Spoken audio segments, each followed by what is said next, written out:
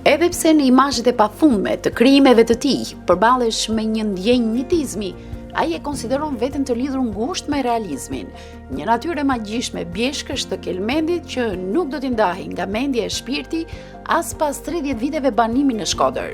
Pse ka falë Zoti artist, duhet me kanë me tona gjana, me vese, me bori, me human, nuk artisti ka tona i këto.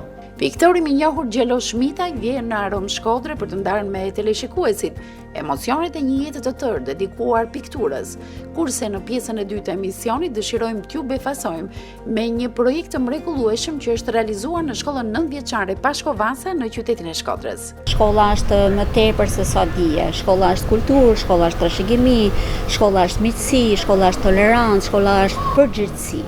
Një shkollë publike që fare mirë e transformon Oborin në një galeri arti përmes riciklimit dhe ideve frymëzuese. Mëson më shumë duke na ndjekur të premten datë 19 shtator 2025 ora 21 në emisionin Arom Shkodre të TV1 Channel.